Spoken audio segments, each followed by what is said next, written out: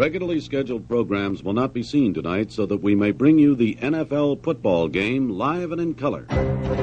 Each new Sunday meant a brand new challenge, rich with new opportunities. A time for achievement, a time for purpose, a time for glory. From the men who brought you basically a sports show, if your football fix wasn't met on Thursday night, it's time for an additional slice. This is basically a football show right now. Let's go! Get it in here! I got one thing to say. This is when the big dogs come out. Okay? So can't roll the big dogs. Stay on the board. Hey, baby!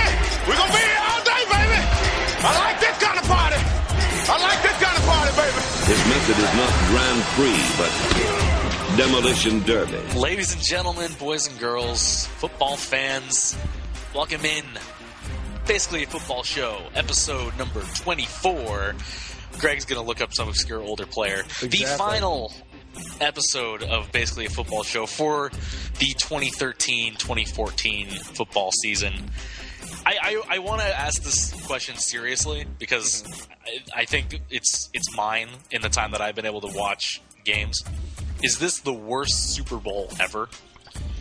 Because I don't think there was any portion of it that was it was never really competitive. It was never entertaining. It was never anything. It was just it was never competitive. It was never entertaining. But if for no other reason, the first play being a safety, it kind of salvaged it from a novelty, like in terms of novelty. I mean, at a certain point, I was kind of rooting for the shutout, if for no other reason than to say, hey, I watched the only Super Bowl with a shutout. The only Super Bowl that I think is comparable to this would have been in '89 when the 49ers blew out the Broncos 55-10. That because the Broncos have gotten blown out, this is now 4 times or 3 times they've just got it handed to them in a Super Bowl. Every time they've worn orange jerseys. Or no, 4 times. I take that back because they've been in, 6 now, right? Yeah. Didn't you say it looks like the 80s Broncos are back? Yeah. The 2 Super Bowls that they got blown out in '86 and '87, I think they had the lead, or at least had scored. The Broncos had, but the one in '89, it was a lot like this one. You knew it was over pretty much from the get-go. That's the 2 worst I've ever seen. This one was really similar to that one in that respect. So yeah, I'd say that it's right up there with the worst, definitely. In terms of, I don't know, it's kind of weird. I remember watching Super Bowls, but I don't actually remember much. The first Super Bowl I actually remember things from the game happening. It would have been Super Bowl 30, the Cowboys-Steelers. Yeah. That's the first one that I actually have memories from the game. So Super Bowl 30, I'm trying to think since then. In terms of just bad games, the only other game I can think of, it was when the Giants lost to the Ravens. That was another one where it was pretty clear that one team was clearly outmatched. I mean, in terms of actual blowout numbers, the last one that you could even see as maybe a blowout was probably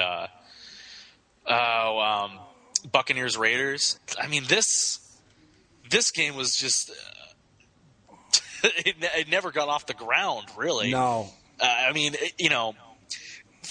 Seattle played extremely well. I think that's first to say. Seattle played a perfect game for them.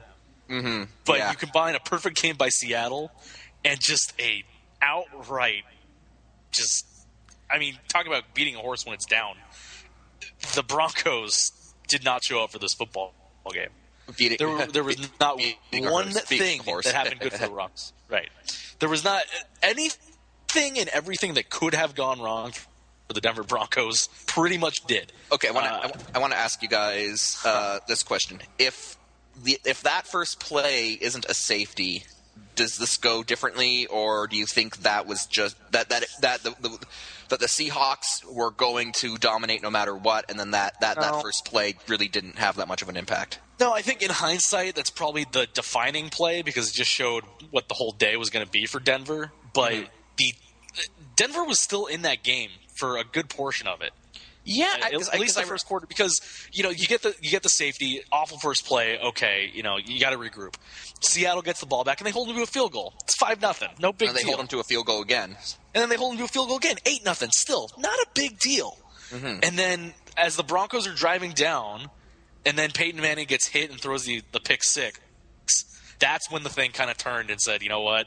This really isn't ever going to happen for them today, I don't think. Mm-hmm. And even though when you think, okay, at the end of the second half, maybe they're going to get it going, and they go for it on 4th and 2, and they miss it. And, well, okay, 22-0 at half. It's not, it's big, but they can still do it. And then Percy Harvin returns the opening kickoff. Percy, where the hell did he come from? I thought it's completely worth it at this point for Percy Harvin now, too. I really think that he should have gotten the MVP of the game. Either him, or if you've got to give it to a single player, he was the guy that should have gotten it. But honestly, the most valuable player was the entire Seattle defense in that game. Yeah, no I think about they ended up giving it to Malcolm Smith because he's the guy that has the pick six, and he also recovered the Demaryius Thomas fumble later in the game. And that fumble was another dagger in the heart because that was that was another, like, the Broncos are driving, they're getting something going, positive things are happening, and then just It reminded, I brought up that it reminded me of the 80s Broncos a lot. And there were 3 things that I took away from it. The 80s Broncos, because they played so much like their 80s counterparts in that game. And I think after it was all said and done, we got a really good idea that, first off, the NFC is a lot better than the AFC. Yeah. And it reminds me of the 90s and the fact that it was kind of like the Seahawks, the 49ers, and everybody else. Mm-hmm. And back in the 90s, it was the 49ers and the Cowboys. And then the Giants for a bit, but yeah. But man, oh man, I don't know that the safety made that much of a difference. Then again, you never know. I mean, that when you start a Super Bowl like that, who knows what it does to start the avalanche in the heads of the Broncos players. But that Seattle defense was not going to let those Broncos receivers. They were going to let them catch the ball 7-8 yards, but they were going to pay the price every time, and they were not going to get behind those guys. Right, and I think the play that really defined that, and I think really set, the safety was bad, but the play that set the tone for the rest of the game was on the Broncos' very next possession when they throw it to, I think it was Julius Thomas over the middle, and Cam Chancellor comes up and just knocks him down. And incomplete pass. That was it. I think from that point on, the Broncos were a little bit like, oh no. And I think they were still in it. They had the chances, but you never sensed any sort of confidence or not even being on the same page. And that, I think, was the perfect strategy for dealing with Peyton Manning. I mean, the Chargers tried that whole run the ball, stretch things out to keep him off the field. But then, of course, when the other team figures out your running game, that kind of falls apart rather quickly. But this, if you look at it, Manning gets his receivers the ball. They make the catch, but they're just stuffed completely once they make the catch. It's one of the best ways to take Peyton Manning out of the game because once the ball leaves his hands, he can't do anything else. In the Broncos all season had made their money on those little screen passes and pick plays that were short completions, and then they would take the ball forever. Right. And Seattle just never, even when they did let them catch the ball, they didn't go more than a yard or two after that. It just Seattle, their defense was just all over them from the start. We talked way back in like the second or third week of the season. We talked about that Seattle defense and said that it had the looks of one of those defensive units that could be really special, like one for the ages. And I think that they showed up and kind of proved that. I had not seen a defense that dominant in a Super Bowl probably since the '85 Bears. That's how good those guys looked in the Super Bowl. It was unbelievable. And not only was it a dominant performance, but it was a dominant performance against the highest scoring offense in NFL history. Right. No, you held the highest scoring NFL offense in NFL history to 8 points. Talking about the dominant defenses, it's one thing for the Ravens to shut down a Kerry Collins-led Giants team in that Super Bowl, or for the Bears to shut down Tony Eason and a Patriots team that really had no business being in that Super Bowl. But like you guys just said, this Seattle defense did that to the number one scoring offense of all time. That's why I think it elevates them to a place even higher on the list than like the '85 Bears or the 2000 Ravens. It was just unbelievable. The thing that the '85 Bears have over the Seahawks is they had a catchy jingle to go along with them. They had the hype machine, whereas nobody really knew about. Nationally, people that follow football know who the Seahawks are, but the national casual sports fan doesn't really know about the Seahawks. You might have heard them after Richard Sherman, and you say, oh, well, they're big, loud, and brash. And then Richard Sherman, he has an okay game, ends up breaking an ankle or whatever. whatever he did to his leg. I was kind of hoping he'd have a big game and win the MVP just to see what he would have said. He wasn't going to do that again. There was no way. Nope. But I want to I just forgot what I was going to say, so come back to me. Sorry. This isn't a game that needs to be dissected all that much because you look at the score, that's exactly what it was. Okay, I remember. You were talking about how the Seahawks really weren't all that well known, and no, you're absolutely right. I listened to some other sports podcasts. And one of them, when they were doing the Super Bowl, other sports podcasts? I do. How yes. dare you? Where do you think we get all of our information, man? But so on one of these, they were doing the Super Bowl predictions, and the person picked the Broncos, and they said, "Oh well, the Seahawks defense is good, but I don't know if they've gone up against high caliber offenses this year." And you just think, have you even been paying attention? Because this is a team, they've played the 49ers twice. They've played the Drew Brees-led Saints. They played the Drew Brees-led Saints twice, including the playoffs, and shut them down completely during the regular season. They played and beat the Cam Newton-led Panthers. This is a team that had played. Who they lost to, though? Well, Carson Palmer and the Cardinals. Carson Palmer, the Cardinals, and Andrew Luck and the Indianapolis Colts. Well, yeah.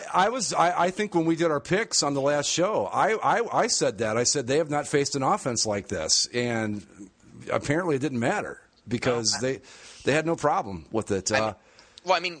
Obviously, there really wasn't an offense in the NFL that could really touch the Peyton Manning-led Broncos. But if you go back and look at their schedule, I mean, they faced some pretty good offenses. So, I mean, it's not like they were getting fat off like the Oakland Raiders all year. Well, this is, I think I brought this up a while back too, but do you guys think that because the regular season was so wacky that we kind of missed just how big of a gap there might be between the really good teams? Because I really believe that with the regular season being the way it was, and the Seahawks, okay, they lose to the Cardinals, the Colts beat them, and you think, well, maybe they're not that great. Maybe it's just one of those years. I don't know. I did not think they were this good, and I don't know if they are this good. I mean, maybe it was just one of those things, but I don't think anybody in the NFL beats them on Super Bowl Sunday. They've just played great football. There's no other way to put it. I thought they were pretty good. I thought they were perhaps the best team in the NFC, but I didn't really think they'd get all that far. Honestly, I think on basically a sports show around the middle of the NFL season, I said it wouldn't surprise me if the Super Bowl was like Cincinnati-Dallas or something, because the season was going so wacky, right? That I was fully prepared to see this dominant Seattle team get like blown out by like the Lions or something in the first round at home, because that was just the way that the season went. The teams that were supposed to be good just weren't. So, I just didn't think that we'd get a Broncos-Seahawks Super Bowl, because that was what was logical, and it wasn't a logical season. I think that it also shows kind of what you were talking about, Greg, where the AFC, looking back on the whole season now, the AFC was just not a good conference. Mm-mm. Oh, well, that sixth seed playoff race kind of simplified that. I mean, there was that, and the Chiefs, what'd they end up finishing, like 13-3? They were, that's not a 13-3 team. Mm-hmm. The Colts had to pull it out of their butt in the first round, and they got beat by the Patriots, who aren't the Patriots this year are nowhere near the Patriots of old. And it was the Denver was just the best of a sorry bunch, really. And it ends up showing. But I still don't think this isn't if these teams played again, you're not going to see the Seahawks beat them by 35 points. I think this is a combination of the Broncos playing their absolute worst and the Seahawks playing their absolute best. Seeing the game, do I still think the Seahawks are probably the better team overall? Yeah, I think that's clear that Seattle was the best team in the NFL this season at the end of it. And I mean, obviously being Super Bowl champs, but I mean, from top to bottom, they're probably the most talented, sound team in the whole league. Well, that was my thing, though. I think with the craziness of the regular season, when we saw a really good team, we weren't ready to say, yeah, they're really good, because it was just such a weird season that you didn't believe anything that you watched because you just didn't know. You know what I mean? And I don't know that I think I agree with you, Zach. I don't know if they would beat them 43-8 again, but it made it pretty clear once we saw the Super Bowl and even in the playoffs that they were the best team of the bunch. And the AFC has got some work to do. That 49ers-Seahawks NFC Championship game and how tightly contested that was compared to all the games in the AFC. Right. I think that there was just a different level of football being played in that game. And I think,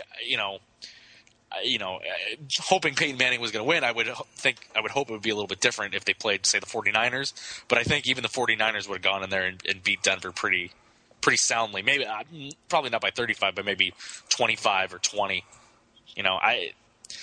I think as good as Seattle played, I think the real question is how does Denver just not show up? They just were not in the stadium. That was not the Denver Broncos that showed up and played in that game on Sunday. I saw them looking downright dejected. Yeah, they were dejected in the first quarter. That's what I mean. No, exactly. By the start of the second quarter, they looked like they would rather be somewhere else. Well, I'm going to bring up, and I'm going to go way, way back in time, this time to Super Bowl, whatever it was, when the Raiders played the Eagles. Oh, and 15, I think. And one of the things that they talked about from that game was that Dick Vermeil was the coach of the Eagles at the time, and was it Tom Flores, I believe, was the coach of the Raiders. But it was in New Orleans, and Vermeil was very strict, made them practice hard and all that.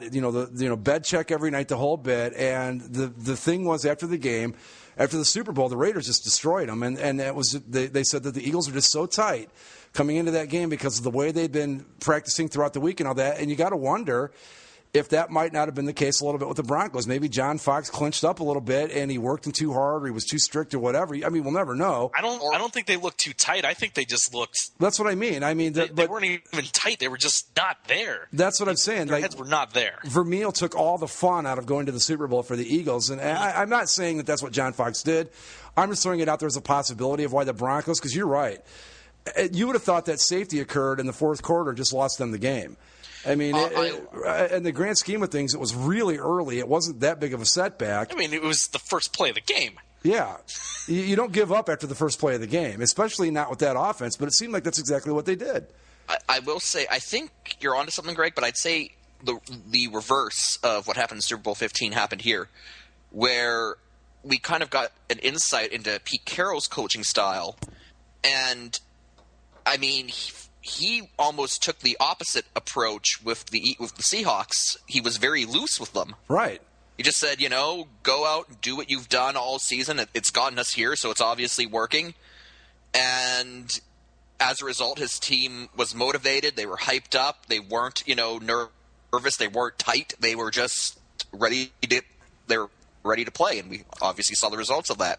So I think it's like the opposite of what Vermeil tried. That's what I mean, and I'm wondering if the entire Broncos team said, we've got Peyton Manning's legacy on our shoulders. I mean, you don't know what kind of an effect that stuff has on the mentality of a team as they get into a game. But whatever the case was, the Broncos were never there. And the Seahawks showed up. I mean, they looked like they were ready to go play another game after that one was over. They were just having fun and playing great, and wow, just. But if you look at the stats, or at least some of the times of these things, it's almost too much of a coincidence for some of these things to happen. Seattle's thing's the 12th man, right? Right. Mm-hmm. And for whatever reason, I don't know how many Seahawks fans got to New York, but that place seemed pretty loud. Yeah. But the safety occurred 12 seconds into the game. Oh, God. Marshawn Lynch scored Seattle's first touchdown 12 minutes into the game. Oh. And Percy Harvin, when he returned that kickoff to open the second half, it took him how long? 12 seconds. 12 seconds. Okay, so I have to ask this question then. Do the Broncos win this game with Tim Tebow at quarterback? Now Tim Tebow's out saving puppies and delivering babies now. If it could have possibly been any worse for the Broncos, that's what it would have been if Tebow had been their quarterback. Yeah, that's yeah. This is something I wanted to bring up. As a team ever, I don't know if they fooled us, but have we ever seen a team that was actually favored just not show up like this? I mean, did the Broncos fool us that bad, or what? I just don't get it. I don't think they fooled us, and it's really weird because my gut instinct is to say that the NFC was just that much better than the AFC, and that the Broncos just looked better because they were in a weaker conference. But at the same time, that being said, they are the highest scoring offense in NFL history, and you don't get that. You don't get to that level by fooling anyone, and that's what floors me about this, that even if the Broncos' success was as a result of having to play weaker teams, even that, I would have expected them to put up more than 8 points. Right. I can't comprehend what happened. When the Patriots played the Giants in what was their previously undefeated run, the Giants for a Super Bowl, wasn't that the year the Patriots were setting records? Yep, it was offensively. Yes. Yep. And I thought if Seattle was going to end up beating the Broncos, I thought it was going to be a little bit more like that game, where the Giants' defense was obviously the big story in that game, and they held the Patriots to 14 points. Yep. And they only had to score 17, 18, 20 something. 17. So I thought it was going to be closer to something like that, where if the Broncos were still going to be able to get 14, maybe even 20 points, and Seattle was going to beat them by maybe a touchdown if Seattle was going to win. But to just go in there and score 8 points, and having to score those 8 points on the final play of the third quarter, like at that point, the game was already over. What was it at that point? Was it 39 or it was 30, 35 or 36? I think 36. 36 nothing before they finally scored a touchdown. I just don't know. It's completely mind-boggling to me to see that, because I've obviously watched enough of Peyton Manning. He's never played well. See, and the other thing with this, Peyton Manning ended up setting a Super Bowl record for completions in the game. But it's just inconceivable. How do you set a record for completions in a game and you score 8 points? When the other team stops the receivers right when they get the ball. Right, I was just going to say, you can have 35 completions in a game, but if they're all for 4 yards, they're not doing you a lot of good, and I think that's how they did it. But and Denver really never even got their running game going, because by the time that they got into position to get the ball for an extended period of time, they were down 20 points, so they had to start throwing it early. Well, I'm looking at the Broncos. They tried to run the ball. No, Sean Moreno wasn't going anywhere. I'm looking at the Broncos' schedule because Mike brought up you don't get this good without this and that and the other thing. But the NFC teams that they played this year were, let's see, the Redskins, the Eagles, the Cowboys, and East. Yeah, they had the NFC East. So let's be honest about it. That's not a big test. The Giants were in there too. They played one of the worst divisions in football. Right. So maybe the NFC is just that much better. Maybe the Broncos did fool us a little bit, because they really, when you look at that schedule, the good teams that they did play, and I'm going to call the Colts one of those good teams. The Colts beat them. I don't know. It just, of all the things I expected to happen in this game, the 43-8 final score was not any of them. That was the last thing I saw coming. Yeah. Yeah. Well, I think that's enough of the actual game portion. And I need to ask you guys about the halftime show, though, because of course I didn't watch it. You didn't watch the halftime show, Greg? Nope. No interest in Bruno Mars or the Chili Peppers? Nope, not at all. A friend of mine had no idea who Bruno Mars was, so he wanted to see him. So he's like, I want to see who this Bruno Mars person is. And then he heard him and he said, he's just doing a Police tune, right? Yeah. No, exactly. That's what he said. He goes, that's his song? I thought that was the Police. Right. Well, he did a Police song. He did a Michael Jackson song. And then I don't even remember what the last song he did was. And the Chili Peppers. All I know about that was that Flea came out without a shirt on. Neither did Anthony Kiedis. So oh, okay. Whoever bet, though, that they wouldn't wear a shirt, money. Also, the national anthem, under 2 minutes. Yeah. She pounded through that. She was not wearing gloves. I don't want to go down through all the prop bets. But I want to get into the two storylines that were the storylines going into the game that we can discuss. The first thing was the cold weather Super Bowl. Oh. And they got real lucky. They got lucky because almost immediately after the game there was a huge snowstorm that hit New York City. So they got super lucky when it comes to that. So does this mean that Roger Goodell is in league with Satan? Well, here's the problem. because they got lucky in that they didn't have the bad weather, and that it was one of the most watched Super Bowls of all time. I think Fox is trying to say that it's the most watched Super Bowl of all time. I don't know if I believe that.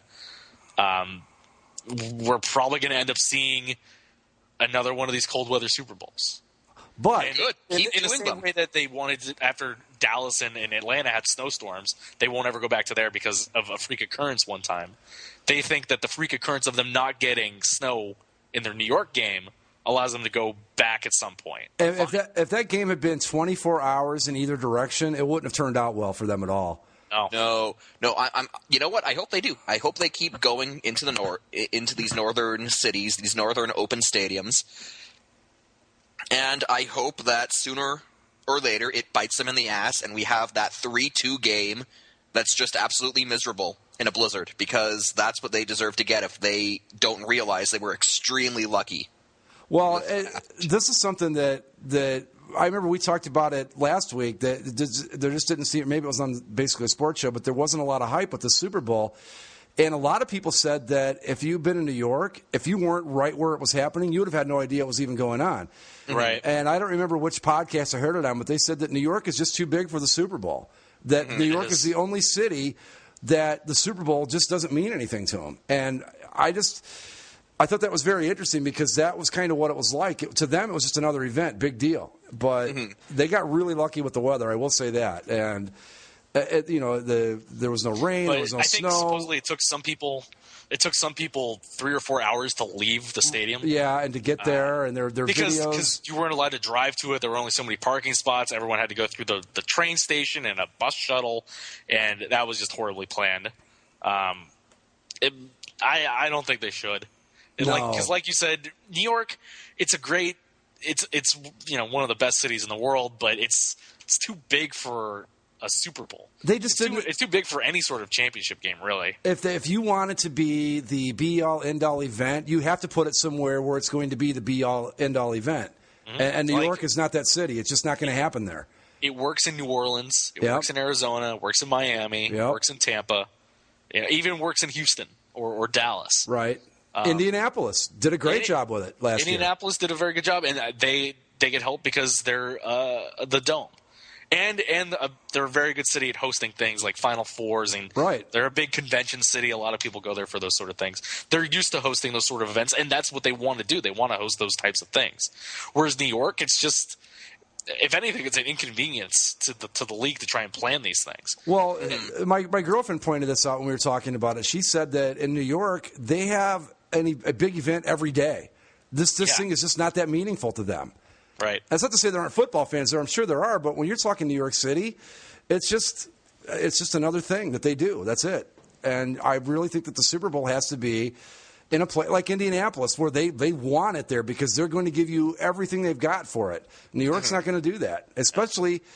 And you saw the problems with the mass transit. I saw videos where they were, New Jersey sucks. They were yelling, and it was horrible.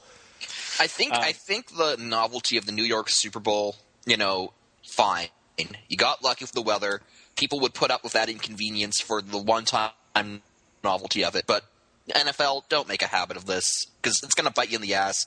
There's going to be a blizzard, and no one's going to be happy. Well, the other thing is a lot of these stadiums in the north are either not convenient, not in a city that would host one, or in domes now.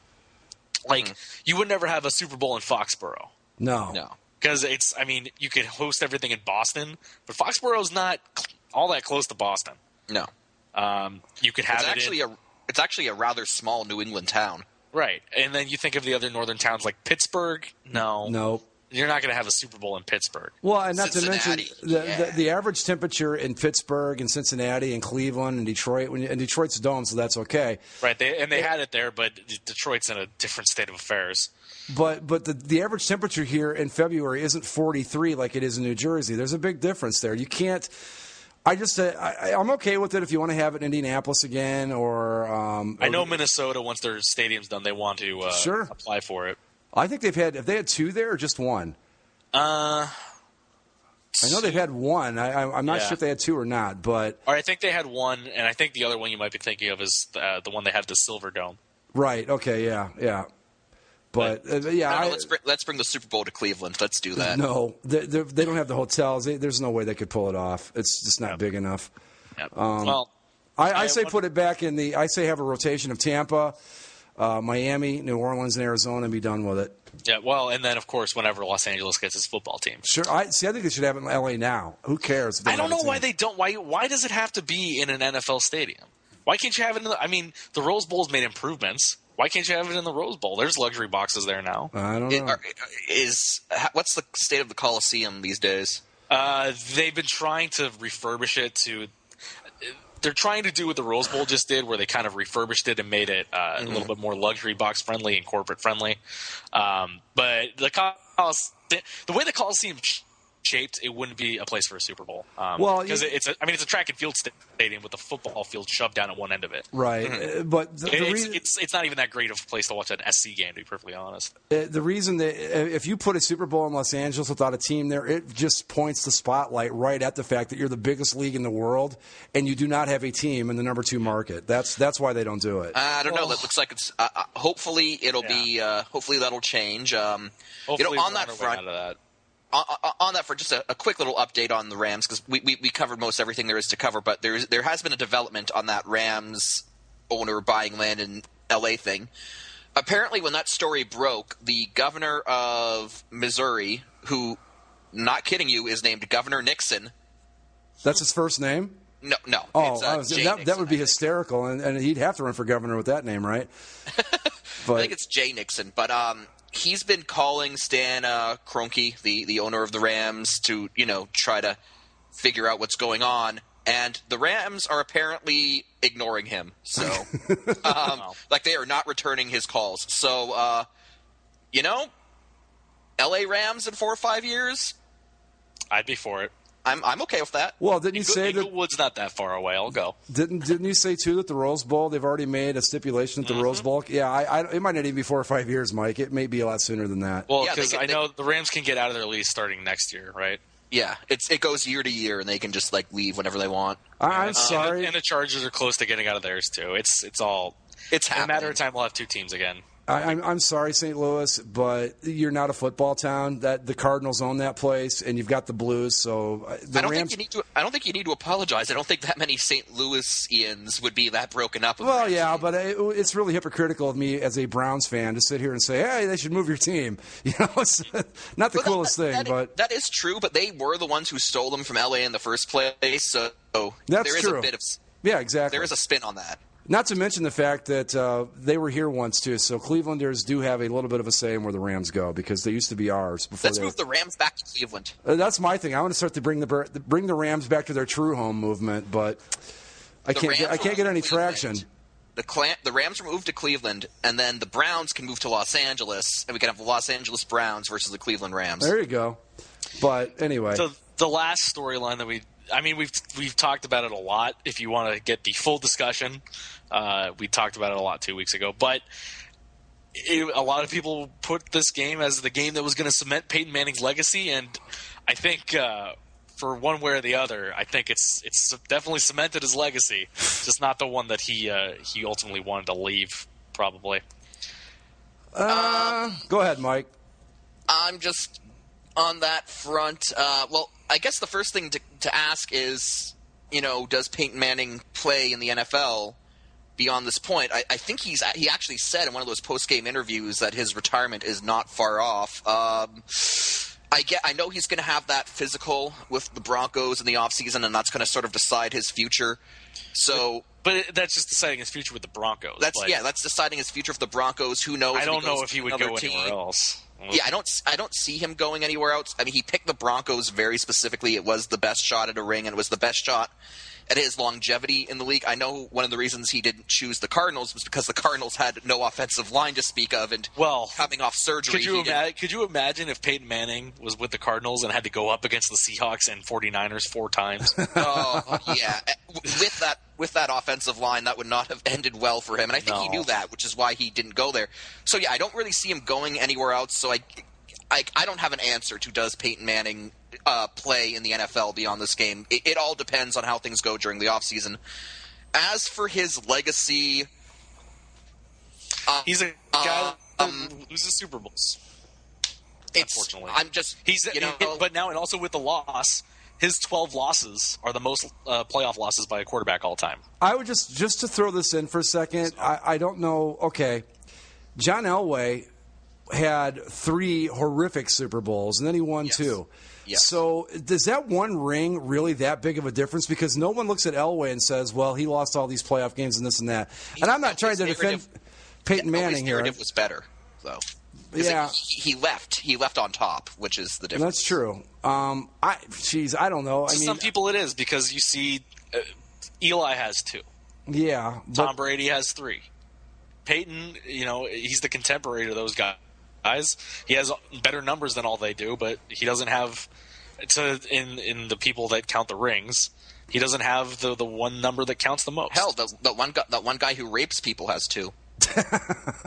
But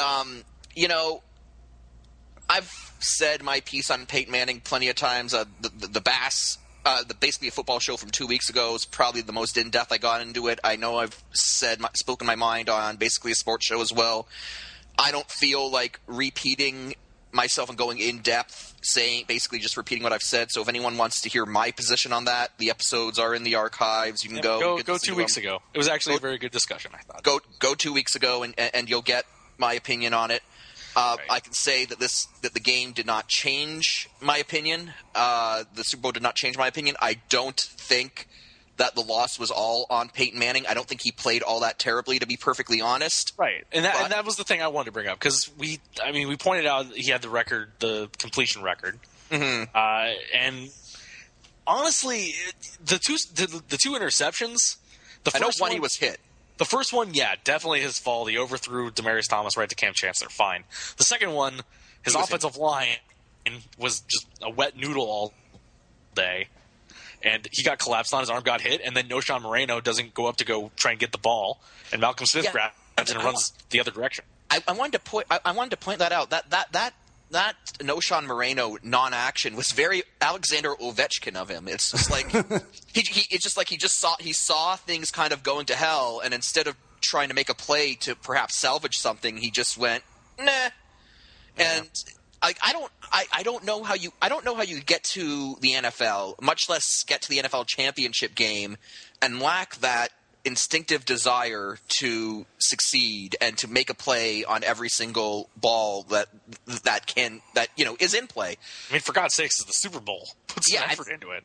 Exactly, and I don't understand how you get there without that desire to put effort into it. And I've seen, as a Chargers fan, I've seen Noshan Moreno, a lot this season. I know he's capable of that effort. I know that when he decides he wants to play, he's very good.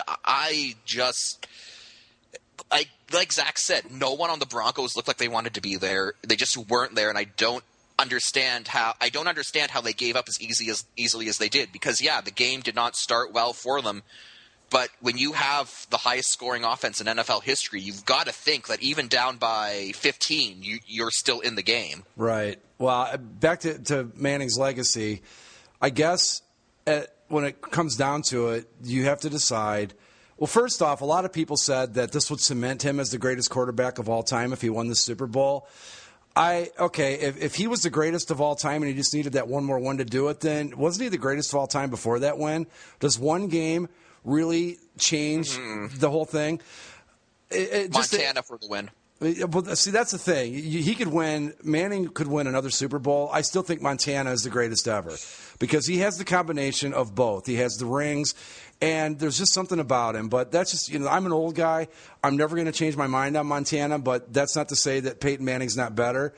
But really what it comes down to is, what do you decide is most important? Is it the statistics?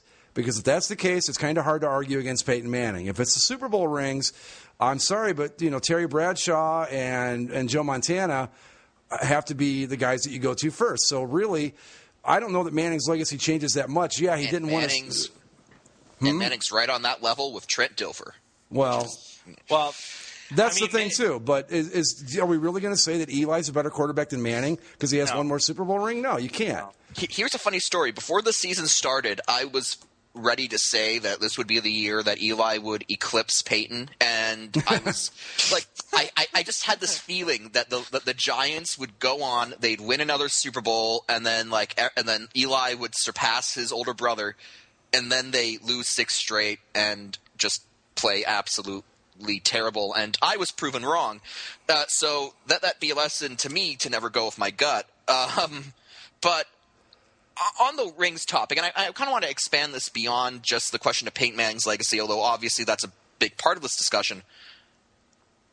Yes, you can't just count rings when talking about a quarterback's legacy, because football, we've gone over it before, it's a team game.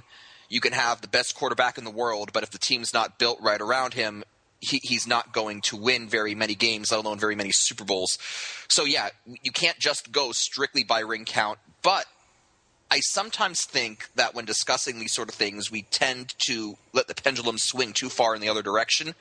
And a lot of people tend to try to discount rings entirely. Right. And I don't think you can, because you look at someone like Dan Marino, no one's going to deny his skills at quarterback. Nobody's going to deny that he is one of the best of all time to play the position. But the discussion of whether or not he is the greatest will never get past the fact that he doesn't have a Super Bowl ring. So, yeah, we can't let rings dominate the discussion, but they have to be in the discussion at some point. Mm-hmm. To add to that really quick, you do at some point you do have to take a look at a quarterback's performance in the playoffs and in championship games. So, we can't make it all about the rings, but like you said, Mike, you can't completely eliminate it from the conversation either. So that's what I was going to say, just that the rings aren't the only thing, but they are a big component of it. Like, if Peyton had 3 Super Bowl rings, he would. If Peyton Manning had Tom Brady's playoff resume, along with Peyton Manning's regular season statistics, there'd be no question everyone would praise him as the greatest quarterback of all time. But as good as Peyton has been in his, that will always be the smudge on his record, that he's 11-12 in the playoffs and 1-2 in Super Bowls. He's probably, whenever they start doing these top 10 quarterbacks of all time lists, he's probably going to be in that top 5. Yeah. But whenever they're doing the little vignette on him, they're always going to say he was really great, but he's not the best or in the top 3 because of his. Also, the authorities have never found that voodoo doll of him the Chargers have stashed away somewhere. Well, something else you got to think about too is that he's somewhere in between the Marino, Warren Moon, Fran Tarkenton category, but he's not quite there with the Montana Elway. He's like the guy, but he's like the bridge between that. In that quarterback discussion, he's the bridge between the two, between Marino and the guys that didn't win, and then the guys that won a bunch. And then there's Peyton there, who was really great, and he's also got a Super Bowl ring. But so I don't know how you rank him based on that, but that's where he is. He's just kind of the guy in between. This thought came to me when I was thinking about what I was going to say for the show, and in a lot of ways, Peyton Manning is he's the '90s Atlanta Braves of the NFL. I mean, the Atlanta Braves won division title after division title. What was it, 15 in a row? Something like that, 14 or 15, yeah, it was a lot. 14, 15 division titles in a row. And you look at that and you say, oh, man, they must have at least 3 World Series championships. And you look at it, and they only have 1. Mm-hmm. I mean, yeah, they won the World Series, and that was to be expected. But given how well that team played and how well that team was put together, they should have had more. And I think that's kind of the way people are going to look at Peyton Manning. His regular season numbers can't be beat. His intellect for the game can't be beat. His skill set can't be beat. But he should have accomplished more, and for whatever reason, it just never panned out for him. Well, how much of an emphasis do we put on the passing rules in Peyton's era versus, say, Montana's, or going back even further, like Bradshaw, or how much of a role does that play in it? But even if you go all the way back to Bradshaw, it's just that besides the rules themselves, it's a different game now. I mean, even compared to Montana, the way that they play the game now is completely different. We mentioned when Peyton broke the touchdown record earlier this year, it's probably going to be a record that's going to be surpassed again, right? Because that's just the way things are working. That's the way all this is trending. Joe Montana. I mean, it's part of the discussion, but I think if you just look at an eye test based on what that player did on the field, not necessarily his numbers, but I think they're comparable. Like, I mean, you're never going to know, but who's to say Joe Montana would have Peyton Manning's numbers if he played in Peyton Manning's? Oh, that's what I'm saying. I mean, but that's what you'll never know. That's what I mean. I'm not using that as a knock against Peyton. I'm just using it as an example of how difficult it really. You've probably got 10 guys that are on the greatest of all time list, maybe not even that many. And at the end of that, you just go, hey, this is the one I like the best. So in my mind, that guy's the greatest, because there's really no way to quantify it. Well, and with football compared to something like baseball, you don't have defined eras. Right. In football, all you have is pre-merger and post-merger. Pre-Super Bowl and post-Super Bowl. And yeah, there's no. You don't have a dead ball era. You don't have anything like that. You don't have a steroid era. By the way, there's always probably been a steroid era in football. I was just going to say that would be going on right now. But right. Yeah, there really is Seattle. no way.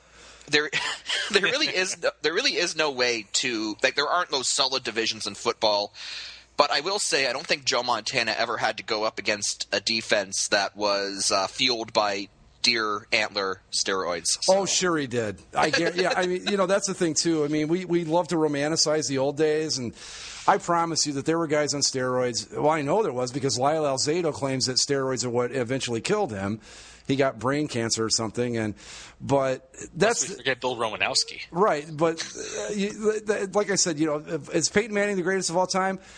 I don't know if he is or if he isn't, but he's one of any discussion about the greatest of all time, he has to be a part of it. That is undeniable. You can't eliminate him from the conversation. He has to be there. Yeah. And then when that's all said and done, you just go, like me, I like Montana the best, so that's my guy. He's the greatest of all time. Yeah. Zach, yours might be Peyton Manning. Mike, yours might be Tom Brady. Who knows? And that's just the way it is. Mine's actually Joe Montana. Oh, well. Yeah, I think Joe Montana is probably the best of all time, but Peyton's my favorite because Peyton's the guy that I've been able to watch. Yeah. And you guys and anyone that's listened to these shows knows how big of a fan I am of Peyton. And just watching that game on Sunday, just as soon as the first snap went over his head, it just went through my head like, oh no, this isn't going to happen. He's not going to get this. He's not going to win this ring. Because I've been championing him all season. That this was the year everything was going. This was the year of Peyton Manning. Right. Everything went so perfectly for him, and you just thought there was no way that anything was going to get in the way of his legacy and crowning him and all that sort of stuff. And then just as soon as that ball flies over his head, because everyone was a little bit late getting to our house to watch the game, and even the people that were in the house were still making things. So I was the only one in the room when the game started, and I was just sitting there watching the TV by myself in silence, just like thinking to myself, "This is it. There's no way this doesn't go well for him." And then the first interception that he threw, it killed me, because I knew that was the end of Peyton's. There was no more arguing the other side, I think, because for the whole season, it's, well, if he gets the second one, then you can put him up against Tom Brady because he has better numbers overall and all that sort of stuff. Right. But there's if I wanted to go argue against anybody right now, there's that one more notch against Peyton than there was before. And so now even as his biggest supporter, I can't even make that argument anymore because he lost the game. He had his shot to improve his resume and get that second ring and not have people say, well, Eli has two, why does Peyton only have one? So, it sucks. Peyton does have the advantage in that he does not have a derp face, so he looks dignified. Peyton has his own dirt face. Let's not get ahead of ourselves. Well, Peyton was the originator of Manning face. Let's not change it. The worst part about the Eli argument is that the 2 rings that he has, he beat Tom Brady to get them. I know. I mean that's just got to be. I mean, if you're a Peyton Manning guy, that's just got to suck. It's so terrible. That's the thing that kill. I mean, at least. But in the same vein, Peyton Manning's also beat Tom Brady twice in the playoffs now too. Right. Because he's playing the same conference. But Brady has 2 on him too, so you got to think at like Christmas at the Manning house, like Peyton's just like, oh, he's got this pained look on his face, and he's like, oh man, that Tom Brady, you know, every time I go up against him, it's a battle. You never know how it's going to end. And then Eli Manning just kind of walks in, probably trips first, but then he gets up and he goes, oh, you know, Tom Brady, it's easy to beat his teams. Yeah, he's like, I don't have a problem with it. Because Eli has to play against the Patriots defense, whereas Tom Brady has to play against the Giants defenses. Don't get ahead of yourself there, Eli. But and then he probably walks into a door, and then and let's not forget that I think they've played each other 5 times now. Peyton Manning has beaten Eli Manning in all their NFL meetings. The Manning Bowl. Maybe it's 3 times now. I don't know. Whatever. It seems to be that these days that you're either a Brady guy or a Manning guy, and I don't really have a horse in the race, so to speak. I just know that I felt bad. I felt bad for Peyton Manning because I really wanted him to get that second ring, just because the poor guy. Oh, I shouldn't say poor guy. I mean, he's Peyton Manning. He's doing pretty well. He's not suffering, right? But at some point, I just wanted to see that all stop. Like, let him have some peace. The only argument against him at this point, because people tried to knock his numbers or whatever, and then so he gets all the numbers, fine. So then the argument against him was, well, rings, you know, where's his rings? Right. So if he got in the second ring, then that argument goes away, and then you just have pure merit on merit, like quarterback. At that point, the argument probably equals itself out when it comes to that's Brady the thing. Manning. That's the thing too. And the second ring would have erased that argument because he has 2 now. It would have ended. It would have ended the argument because that would have been that, and we wouldn't have to hear about it through the entire offseason, all the way through next season, and forever if he doesn't eventually get that second ring. Yeah. Greg, how did you get my notes for the next 6 months of Basically a Sports Show? No. Honestly, how many does Philip have? Huh? Philip Rivers wins in categories of extreme manliness and comeback player of the year. But he won it. Hey, he had to come back from North Turner. That is an inspirational story they should make a movie out of. Yes. North Turner is a cancer who infects all football players Having around North Turner as your head coach is akin to tearing your ACL. It probably evens out if you look at the raw numbers. But both your ACLs. And that's the other thing, that before the game, Peyton got his 5th MVP. Yeah, far and away the most of anybody ever. So it's just like, I don't know.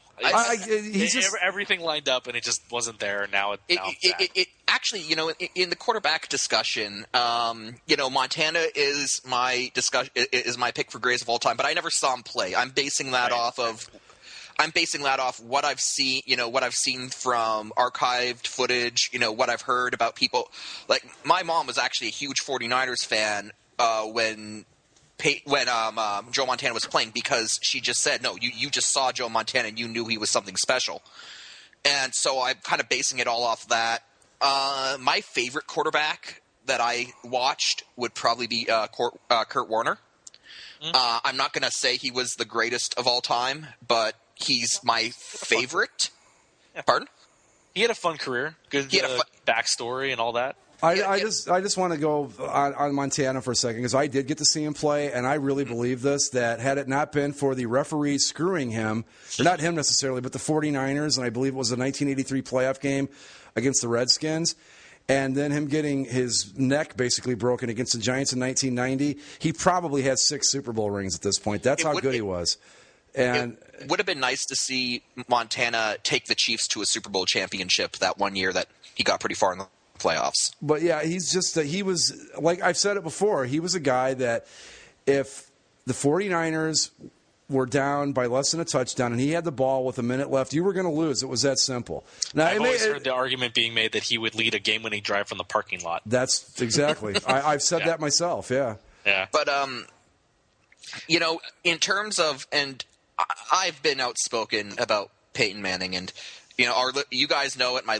Our listeners know it. My family knows it. But whenever football season comes around, but I'm going to say with complete objectivity, with purging bias from my frame, that we are incredibly lucky to have seen both Tom Brady and Peyton Manning compete in their primes, because these are two guys who you probably can't say either one of them are the best of all time, but they both definitely belong in the discussion.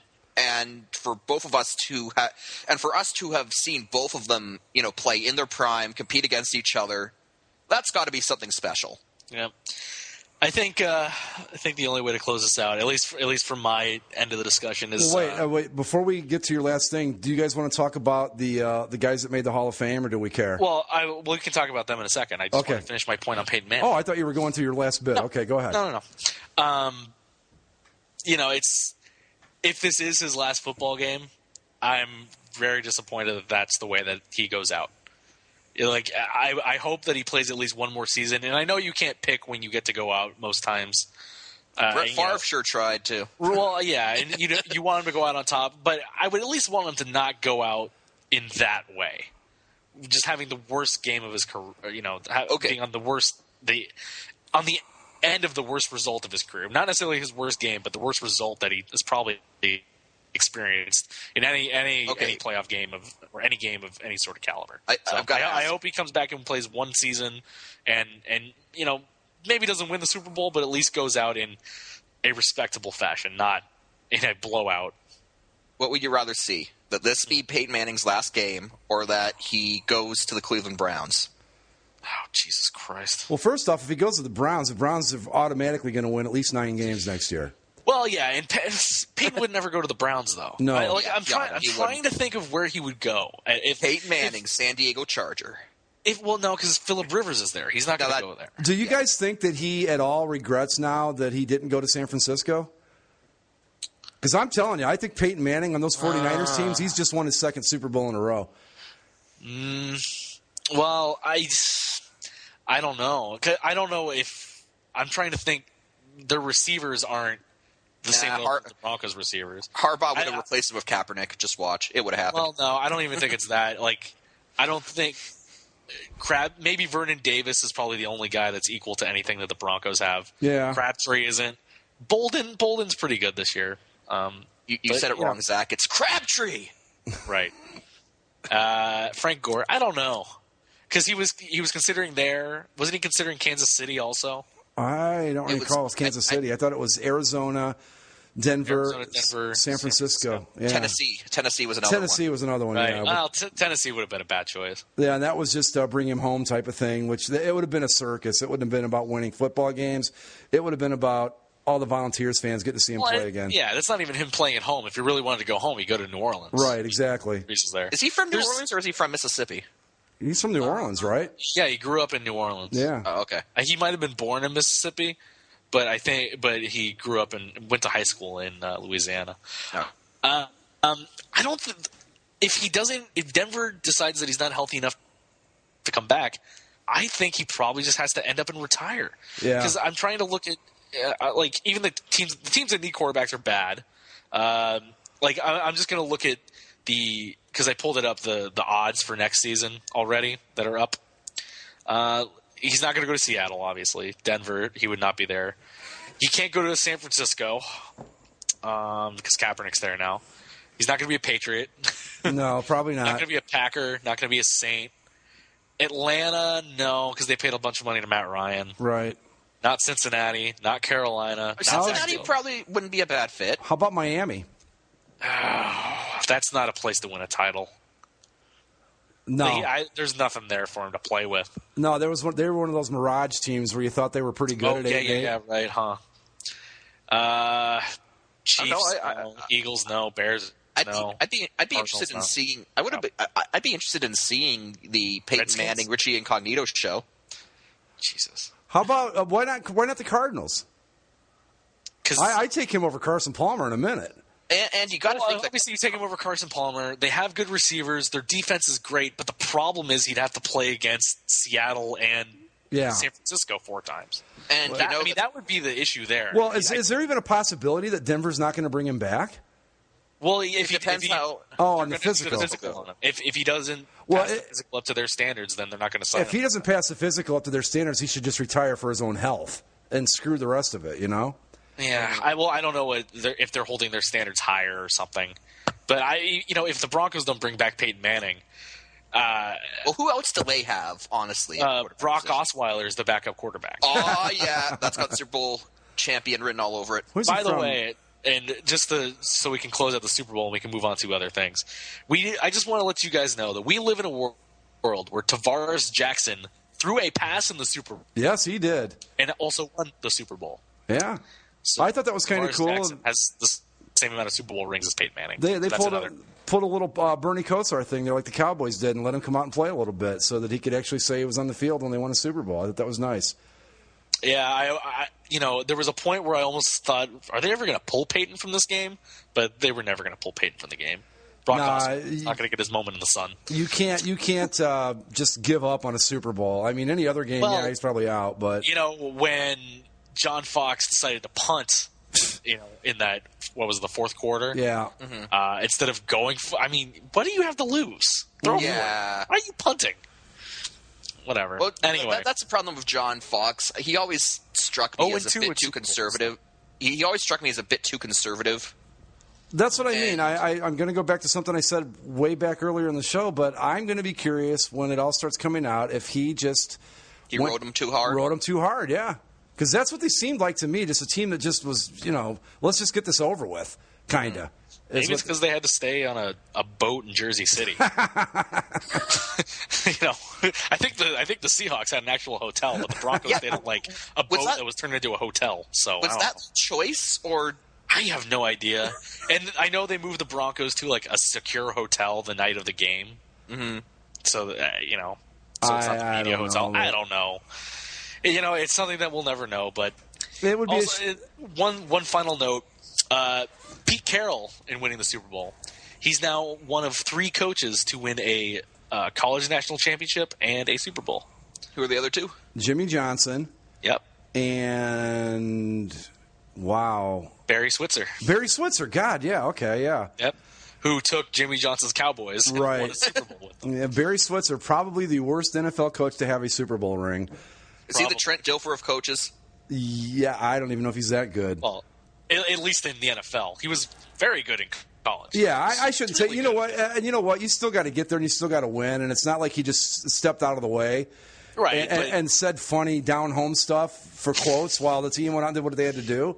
Well, I think Barry Switzer is kind of in the same vein as John Gruden, where he took Tony Dungy's team and won a Super Bowl, and didn't do a whole, too much after that. And same thing with Barry Switzer. He won the Super Bowl with them and didn't really do a whole lot after that. Right. But hey, Pete Carroll's up there now. And Pete Carroll, advocate for medical marijuana for the players. So, of course, we got our Super Bowl reference. Wouldn't be the worst thing in the world. Did either Troy Aikman or Joe Buck say the word marijuana? They did not. Okay. Yeah. Yeah, I thought for what they had to work with, I thought they did a pretty solid job because that game there wasn't a lot to talk about after the first half, really.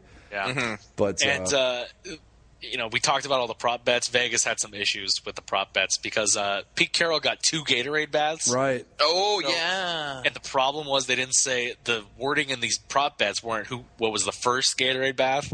So if you picked orange or yellow, you won. So congratulations. Yeah. Do you want to go over the pregame odds for next season? Yeah, why not? Sure, let's do that. Well, the favorites are your champions, Seahawks 7-1. Second is the Broncos at 8-1, and the 49ers also at 8-1. Really? Yep. Patriots 12-1, Packers 20-1, Saints 20-1, Falcons 25-1, Bengals 25-1, Panthers 25-1. Colts, Chiefs, Eagles, and Bears, and Cardinals are all 30-1. And then you get into the NFC East, and that's where the contenders actually stop. Who has the worst odds at winning the Super Bowl next year? Got to be the Browns. Cleveland is 75-1. That makes them 4th from the bottom, tied with the Bills and the Jets. Jacksonville. Jaguars are one of the bottom 2. They are tied at 200-1 with. Wow, who could be worse than that? Well, they're not worse, but they're at the same. Who are they tied with? I mean, the Oakland Raiders. Oh, yeah. How can we forget the Raiders? Mm-hmm. I'd actually say the Jaguars have a better shot. See, I don't get Chargers are 40-1, Mike. That's respectable, I guess. I mean, you're tied with the Texans and the Ravens and the Steelers and the Rams and the Lions and the Redskins and the Giants and the Cowboys. You know what I find interesting about that is that apparently Las Vegas thinks that the Atlanta season this year was just an aberration. Yeah. Well, yeah. I mean, they're tied there with the Panthers and just below the Saints, too. And hey, That's going to be interesting. But that division's always one where you go up and you go down. That's why, as good as the Panthers are, the Panthers could be at the bottom of the division next year. Yeah. Tampa Bay Buccaneers, NFC South champions next year. Book it. 60-1 favorites to win the Super Bowl, those Buccaneers. I don't know. And your irrational confidence Titans, Greg, also 60-1. Hey, it's all on Jake Locker, man. I've also got to question your irrational confidence that the Jaguars aren't the worst football team in the history of existence. They aren't. I think Gus Bradley's a good coach, and they got him going in the right direction. There's still a lot to fix, but sure.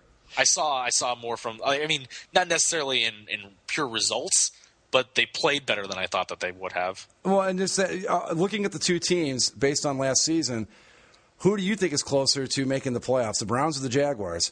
The Browns or the Jaguars? Yeah. Honestly, the Browns. Well, okay. I'm going to amend that. It would have been the Browns if they didn't fire their coach. Oh, yeah.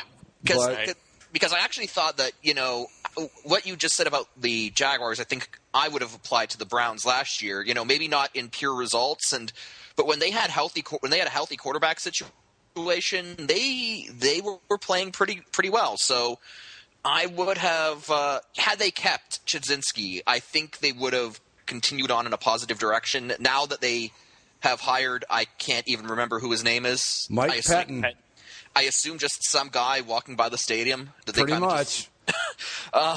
Hey, do you want to coach the Browns? Do I ever? What was it his daughter said, Zach? Something like, it's... Yeah, I mean, it's the Browns, but hey, it's a head coaching job. Right. So, now that they've done that, I'm prepared for the Browns to regress because, hey, we took a couple steps forward, but let's knock that shit off, so... I'm surprised they have as much. Would you say the Packers are 20-1? 20-1. Wow, that's all Aaron Rodgers there.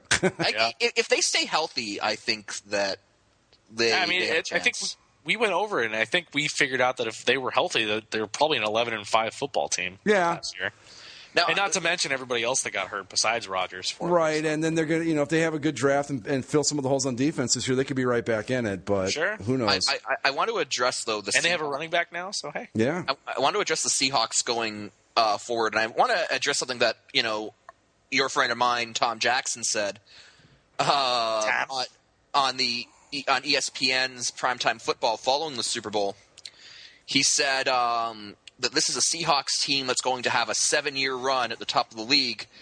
And I couldn't believe that he said that. Apparently he is forgetting that in 2 years they have some very expensive contracts that they need to hand out. So Wilson's only making like $848,000 for the next 2 years. Because he's got that rookie deal, yeah. Yeah, and then so in 2 years, Russell Wilson probably going to get paid?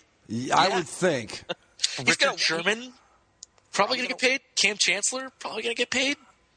So, I mean, I don't want to take anything away from the Seahawks team because they drafted smart. They built the team very well. They when you have a Super Bowl caliber quarterback that you can get on the cheap, it definitely opens up money for elsewhere. But a 7-year run at the top, no. In 2 years, it's going to be very interesting to see where this team is when they have to pay Russell Wilson his money and they have to start making cuts in some other areas to make cap room for that. So, well, in the 70s, yeah, they might, because then they're like the Steelers; they're set up for a good long time. But I don't know that you can be set up for a 7-year run in the NFL, the modern NFL. I just don't think it's possible. With a lot of these teams, you got a 2 or 3 year shot at it.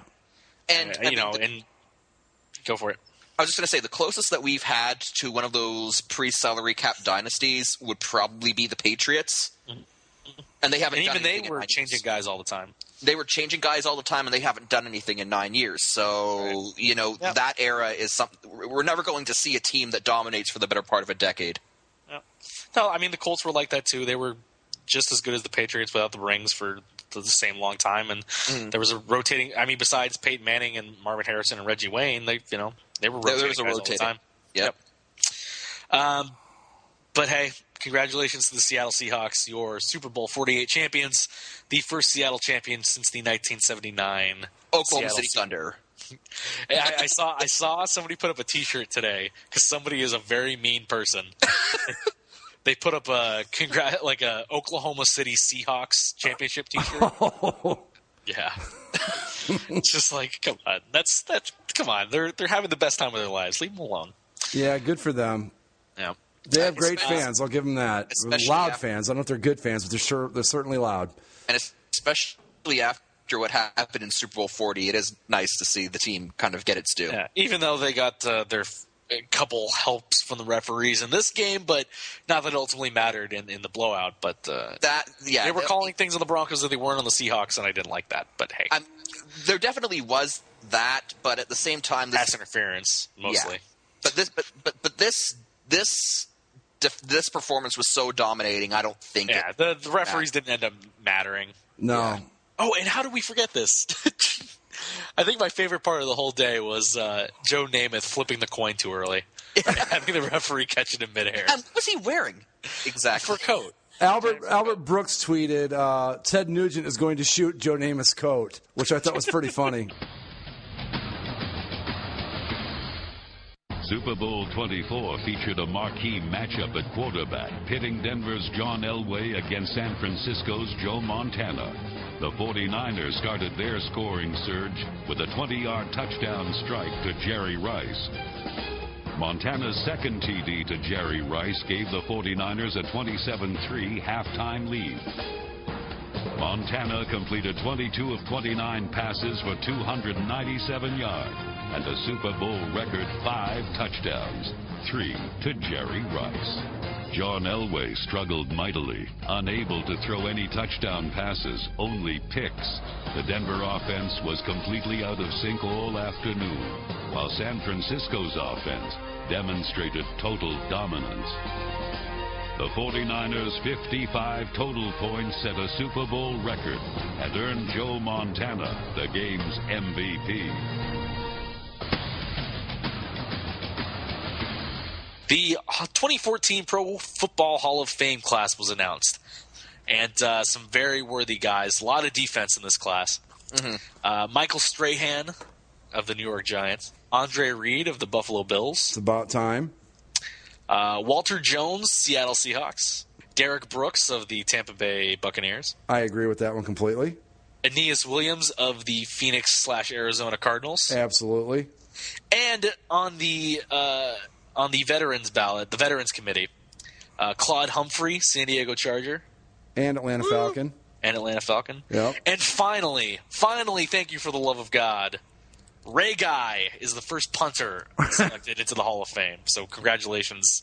The one guy that I was surprised that didn't make it, that will probably make it at some point, Marvin Harrison was probably the one guy that was left off that he'll get it next year. See, I thought, to me, he's more of a no-brainer than Andre Reed is. Marvin Harrison's a lock, if you ask me. And then Tony Dungy also was the coach that people were kind of on the floor, on the fence with. I don't know if he's a Hall of Fame type coach. I don't think so either. But he had a very good long run with the Colts, the one Super Bowl with the Colts, and did very well to bring the Tampa Bay Buccaneers back to respectability. But as much as I love him, he's one of the best people in football. I don't know if he's a Hall of Fame head coach. I like him, like you. He's just one of my favorite people in sports, but I don't think he's a Hall of Fame coach either. Other guys that did not make it: Morton Anderson, another kicker that's probably never going to make it. Yeah. Jerome Bettis. I don't think he's a Hall of Famer either. I don't think so either. Jerome Bettis' big thing is that he was consistent and he was around for a while. Yeah, he was a big guy that ran the football very well for Pittsburgh. Tim Brown. Everybody keeps saying, why is Tim Brown not in? I don't think he deserves to be in. I think they're right to not put him in. If they're going to have the standards for wide receivers that they do have, then Tim Brown's probably not going to make it. Right. Eddie DiBartolo, Kevin Green, Charles Haley. Kevin Green, no. Haley is an interesting case. John Lynch. No. You don't think he's a Hall of Famer? Nah. And the last guy that they list here is, being a regrettable absence, Will Shields, a longtime offensive lineman for, I believe, the Chiefs. I think he was a guard for the Chiefs. He passes my if I've heard of him bit, but I don't know. I'm waiting for the Kurt Warner Hall of Fame ceremony. I don't know if he's ever going to make it. Yeah. I would love to see him in. I think just for story alone and how explosive the offenses were that he played for with St. Louis and Arizona. But I think those years with the Giants are what's going to... That dip in the middle of his career is going to hurt him. You want to talk about a game that defined one man's legacy. If Warner wins that Super Bowl with Arizona, I think that pushes him in. Yeah, definitely. But I don't think Peyton Manning had quite that pressure because he's going in regardless. I think he'll be in the Hall of Fame regardless. His Hall of Fame status did not hinge on the Super Bowl. No, if he doesn't get it on the first try, then they need to just trash the whole system. Any other final thoughts on the NFL season before I give out my fun little story that popped up over the weekend? It was crazy. It was crazy, and I was very happy to see both the Chargers and the Cardinals exceed my expectations, and I'm looking forward to both teams next year to see what they can do. So I guess some footage popped up over the weekend. I asked you guys before the show, and you barely, not vividly, but you had some slight memory of Jared Lorenzen. The name's familiar, yes. The hefty lefty, former Kentucky Wildcat and New York Giant.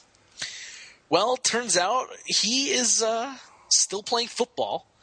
He's playing with the Northern Kentucky River Monsters of the Continental Indoor Football League. That's a league name right there. Wow. That sounds like one of our fantasy leagues. Well, he played for the team previously in 2011 when he threw for 3,473 yards and 81 touchdowns. Hey. So I want to show you a picture and a quick little video of Mr. Lorenzen in action because he's I don't know how you qualify this as playing shape, but oh God. But here we go. All right. Jared Lorenzen. And this is good enough to compete in a Oh boy! Professional football league. He's bigger than most of his.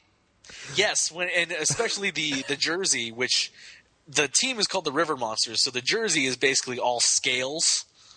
Oh my God! Light green tinge. He looks like an out of shape knight. Trying to run around and avoid the defensive lineman trying to get at him. He's still nimble. He can still sling the football against subpar competition with this carpet that's rolled over some dirt rodeo surface.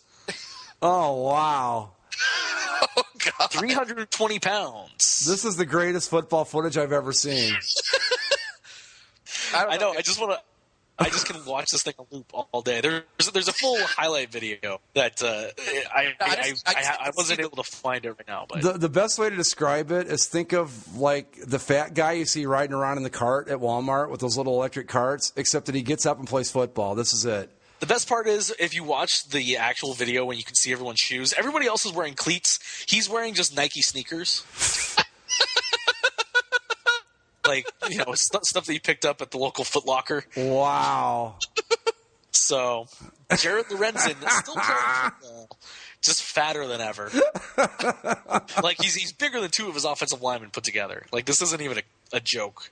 But what's funny is he actually, for his size, he gets around pretty good. Yeah, he's pretty nimble. He's surprisingly nimble for a 320-pound man. Wow, that is something. You know what? You know who has a future in the Continental Indoor Football League? Who's that? Jamarcus Russell. I think somebody needs to give him a tryout. Yeah, no kidding. Wow. Jared Lorenzen. I am entranced by this footage. I know. It's just because the website Deadspin, they posted a Vine clip of it, and so Vine just goes on loop.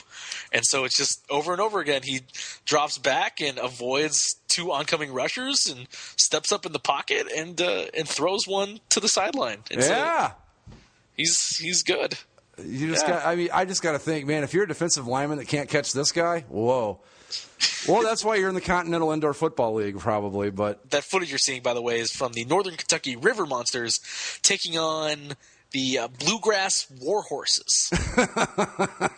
So we've just given up on proper names altogether in this league. Well, I saw the real footage, and there's a lot of touchdowns being scored in this league. It's actually it looked like it'd be an exciting little event to go to if you're in Northern Kentucky and you have nothing else to do. I will put a link with this week's show of this so that people can see what we're talking about. This needs to be seen. I'll find someplace else to throw it on to, but Jared Lorenzen, your 320-pound starting quarterback for the Northern Kentucky River Monsters. Put it in our Twitter feed. That'll be a good place. It'll get it around.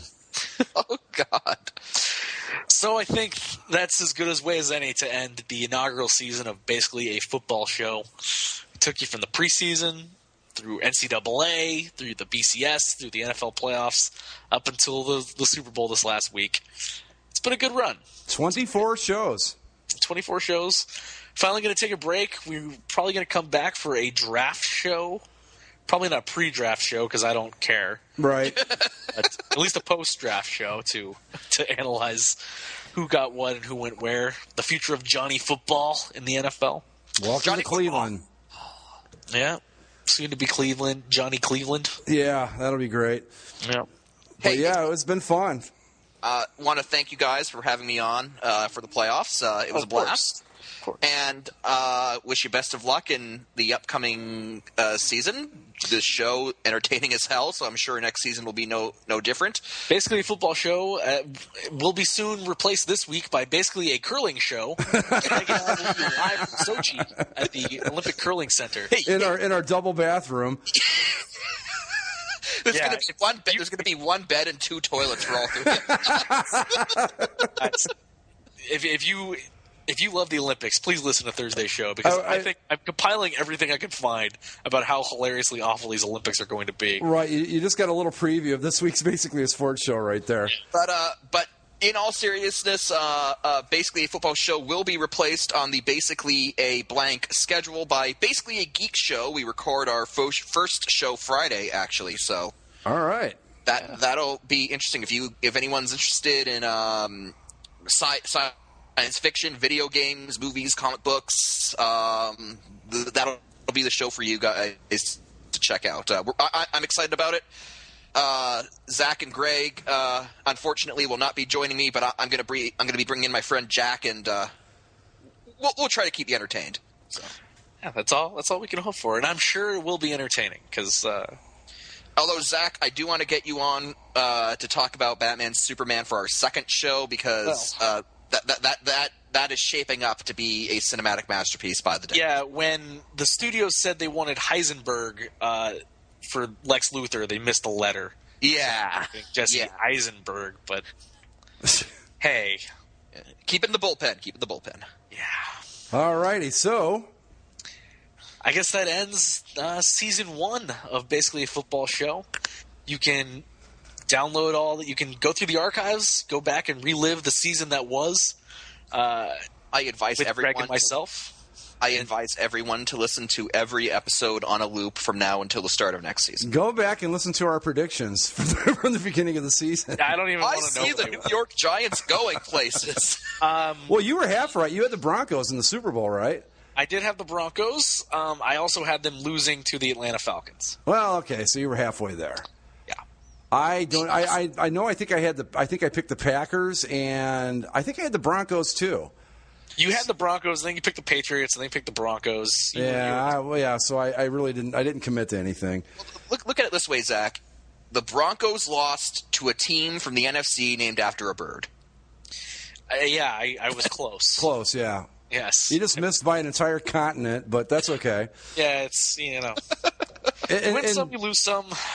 In astronomical mileage, it really wasn't that far off. It's really not at all. So, but anyway, all right, yeah. So it's been fun. 24 shows. We didn't miss a week, which I'm impressed as hell by. And we'll do it again next year. And now we're gonna take a well-deserved break. Yes, I think. Be sure to follow us on all of our platforms. Basically, a sports show will still be going on weekly, and of course, Mike's new show, basically a geek show, Bags. Please tune into basically a sports show still. We'll be covering the Olympics, which will be fun. Oh, will we ever? We're going to forget about the NBA some more. when the Olympics are over, we'll have Stanley Cup stuff to talk about. Yes. Including the surprising uproar of Greg's Blue Jackets. Yeah. Go Blue Jacks! Go Blue Jacks. It's been a great season, and we look forward to seeing you guys next year on Basically a Football Show. For Greg and Mike, I'm Zach. This has been Basically a Football Show. We will catch you in the off-season. There's glory in the legends of this hard muscle life, and there's poetry in each season made of sweat and strife. Winds whisper of high hopes. Victory is in the skies. A season awaits with glory in her eyes.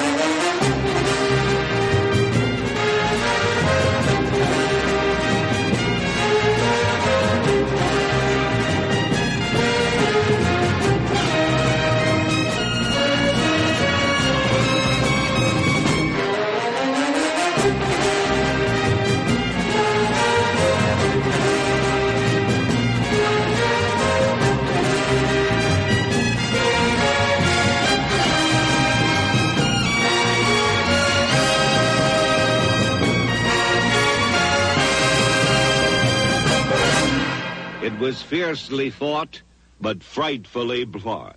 Let's take that over again. An original Raider, Wayne Harkins. I got that wrong that time. The Chiefs responded to the Vikings' score by returning to the strategy. Oh, now. Wayne Harkins. Shoot now. Come on, John. Middle back of Don Dant. Oh, shoot. Not even the wizardry of Fred Belitnikoff, you bastard name there. Men like Eyeshide and Bueller.